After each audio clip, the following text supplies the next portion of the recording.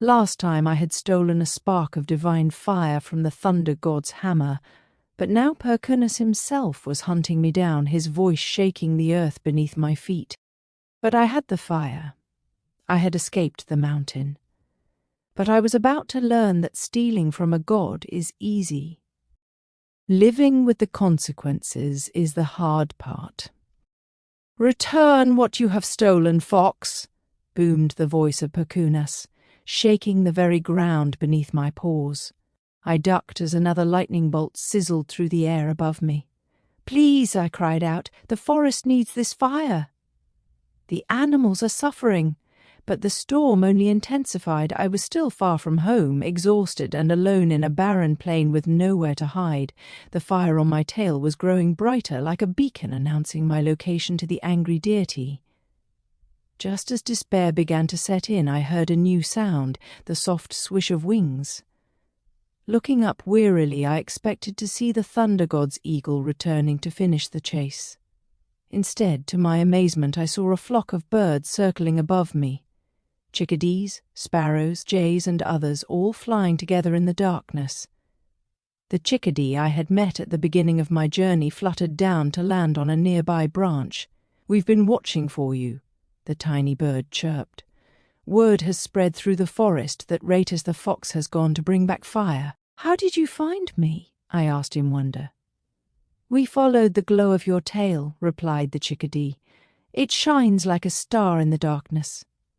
The other birds called out encouragement, their voices joining in a chorus of hope. "We'll guide you home," said the chickadee. "Just follow us." With renewed energy, I continued my journey.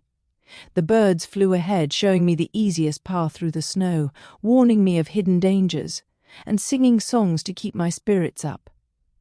By dawn, familiar landmarks began to appear. I recognized the frozen lake, the stand of birch trees where I had often hunted, and finally the welcoming edge of my beloved forest. As I approached, I was met with an astonishing sight. Animals of all kinds had gathered at the forest's border: rabbits, deer, badgers, wolves, squirrels, and many others, all watching the horizon with hopeful eyes. When they spotted me with my fiery tail, a ripple of excitement passed through the crowd. "He's back! He did it! Look at his tail! The fire! He's brought the fire!" I felt a swell of emotion as I limped toward them. Despite my exhaustion, I held my tail high, its flame burning bright against the morning sky. The animals gathered around me, their eyes wide with wonder. Many of them had never seen fire before, knowing it only from the stories told by their grandparents. "Stand back," I said gently. "I need to share this properly." In a clearing at the forest's edge, I carefully gathered dry sticks, leaves, and pine needles into a small pile. Then, with a graceful movement, I swept my fiery tail across the tinder. For a breathless moment, nothing happened. Then, with a soft whoosh, the pile caught fire. Flames leaped up, dancing and crackling with joy, as if happy to be free after so long imprisoned in the thunder god's hammer. A collective gasp rose from the assembled animals, followed by sounds of delight and wonder. Cautiously at first, then with growing confidence, they approached the fire, extending paws, hooves, and wings toward its welcoming warmth. "It doesn't burn unless you touch it directly," I explained, showing them how to warm themselves safely. "And we must always feed it with dry wood to keep it alive." The warmth of the fire seemed to awaken something long dormant in the forest. The ice on the nearest branches began to melt, dripping like joyful tears. The air itself felt different, alive in a way it hadn't been before. A very old bear, who had been sleeping restlessly in her den, lumbered forward to feel the heat on her fur. "I remember this," she rumbled, her voice thick with emotion. "My mother's mother told me stories, but I never thought I would feel it myself." The badger mother, who had lost her kit, approached me with shining eyes. "Thank you," she whispered. "No other kits will be lost to the cold now." As the animals celebrated around the first fire, I noticed that the flame in my own tail was fading, the spark returning to its original tiny size. But I didn't mind. I had accomplished what I set out to do. The fire now belonged to everyone. Days turned to weeks and the forest changed. The animals learned to tend the fire, taking turns gathering wood and keeping watch to ensure it never went out. They built a stone circle around it for safety and created a shelter overhead to protect it from snow and rain. The cruel edge of winter softened. Though snow still covered the ground, the air near the fire was pleasant, almost spring-like. Animals who had been enemies sat side by side in its glow, sharing stories and finding common ground in their appreciation of warmth. I should have been content with this miracle I had brought about, and for a while I was. But as time passed, I noticed something. The way the other animals looked at me with admiration, how they fell silent when I approached, how they made room for me in the best spot by the fire. "Tell us again how you tricked the thunder god." The young ones would beg each evening, and I would oblige, my tale growing more elaborate with each telling. There I would begin, standing tall with my chest puffed out, facing the great Perkūnas himself. His eyes flashed with lightning, his voice shook the mountain. But was I afraid? Well, perhaps a little. I'm brave, not foolish. The animals would laugh appreciatively, and I would continue describing how I had outsmarted the eagle, navigated the treacherous tunnels, and crept past the sleeping god. He was snoring like thunder, I would say, mimicking the sound to the delight of my audience. I had to be quick and silent as shadow. One wrong step and zap, I'd be nothing but ash. What started as a simple retelling soon became something more. I began to enjoy the attention, the respect, the special treatment. When food was scarce, the best morsels were saved for me. When I spoke, everyone listened. The small spark that still glowed at the tip of my tail became a badge of honor, proof of my bravery and cleverness. Soon I wasn't content with the audience of forest animals alone. I began to venture to the edges of human villages where children would gather in awe to see the fox with the fiery tail. They brought me treats, honey cakes, bits of cheese, even strips of dried meat in exchange for my performances. One evening, as the first stars appeared in the sky, I prepared for my grandest performance yet. Word had spread through several human settlements, and a large crowd had gathered in a meadow at the forest's edge. They had built a bonfire in my honor and brought gifts. A crown of golden leaves, a small red cape that a child had sewn, and a feast fit for a woodland king. I stood before them, my tail held high, the small spark seeming to burn brighter with my excitement. "Gather round," I called, my voice carrying across the hushed crowd. "Tonight I'll tell you the true tale of how I, Raitis the brave, Raitis the clever, stole fire from the thunder god himself and brought warmth back to the world." As I spoke these boastful words, a cool breeze suddenly swept across the meadow. The bonfire, which had been burning merrily, flickered and dimmed as if someone had thrown water upon it. The stars above disappeared one by one as clouds rolled in with unnatural speed.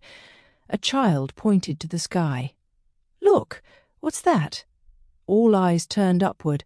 The clouds were swirling, forming a shape, the unmistakable outline of a massive face with a flowing beard and eyes that glowed with inner lightning. A hush fell over the gathering. Even the night creatures of the forest fell silent. "Fox," came a voice like distant thunder, "you have forgotten yourself." I trembled, my bravado evaporating like morning mist. "Great Perkūnas," I whispered, "I meant no disrespect." "When you took the fire from my mountain," the thunder god continued, his voice neither angry nor kind, but simply stating truth, "what was in your heart?" I swallowed hard. "I wanted to help the forest. The animals were suffering from the cold." "A noble purpose," rumbled Perkūnas, "and for that reason alone I allowed you to escape with the spark. But look at what has become of that noble purpose now." The god's gaze seemed to pierce through me, seeing every thought and intention. "You were meant to be a giver of warmth, not a seeker of glory. The fire was never yours to claim credit for. It belongs to all living things, a gift to be shared humbly." I lowered my tail and head in shame. The truth of the thunder god's words struck me more powerfully than any lightning bolt could have. "I'm sorry," I said, and this time I truly meant it. I forgot what was important. The face in the clouds regarded me for a long moment. "Then perhaps it is time for a reminder." With those words, a single bolt of lightning descended from the sky. It struck neither me nor any of the gathered humans, but the ground between us. Where it touched the earth, a small flame sprang up. a perfect miniature of the fire that burned in the thunder god's hammer. "This is my gift to all creatures who walk beneath the sky," Perkūnas declared, "not to one fox alone, but to everyone who respects its power and purpose. Remember this, Raitis, true warmth comes not from being admired, but from sharing what you have with others." As the god spoke these final words, another lightning bolt flashed, this one striking me directly. There was no pain, only a strange tingling sensation that ran from the tip of my nose to the end of my tail. When it passed, the small spark that I had carried from the mountain was gone. For a moment I felt bereft, as if I had lost something precious. Then I realized the fire hadn't been extinguished but transformed. Now, instead of a visible flame, a gentle warmth radiated from within me, from my very heart. After the thunder god's appearance, life in the forest changed again, but this time in more subtle ways. The fire that Perkūnas had gifted remained, tended carefully by all creatures together. No one claimed it as their own, and no one was considered more important than others in its care. As for me, I was different too. Though my tail no longer carried a visible spark, something of the fire remained within me, a warmth of spirit that touched everyone I met. I returned to my simple life in the forest, hunting for my food, playing in the snow, and enjoying the company of friends, both old and new. Sometimes the youngest animals would still ask for my story. "Tell us how you brought fire to the forest," they would say, but now I told a different tale, one that spoke of the courage of all creatures in the face of hardship, the wisdom of the ancient owl, the kindness of the birds who had guided me home, and the lesson I had learned about pride and humility. The fire was never mine to give, I would explain gently. It belongs to all of us, just as we belong to each other. As the years passed, something magical happened. Foxes born in the forest began to show a special mark, a white tip on their bushy tails that seemed to glow softly in moonlight, like a memory of my fiery tail, and on the coldest winter nights, if you looked very carefully, you might see that these white tips actually gave off a faint warm light, enough to guide a lost traveller home or comfort a frightened child. The humans in the nearby villages began to tell stories about these foxes with glowing tails. "They are messengers of Perkūnas," the elders would say, a reminder that true warmth comes from what we share, not what we keep. And I, growing old and wise in my beloved forest, would smile when I heard these tales. For I knew that the greatest fire of all was not the one that had burned on my tail, or even the one that the forest creatures tended so carefully. It was the fire that burned in every heart, that chose kindness over glory, generosity over pride, and love over self-importance. So remember, when you see a fox in the winter woods, with its tail held high and the tip glowing white against the snow, it carries not just the memory of my journey, but a message for us all. The warmth we give away is the only warmth we keep. And sometimes, when the winter is at its darkest, they say the thunder god still watches for those brave enough to share their fire.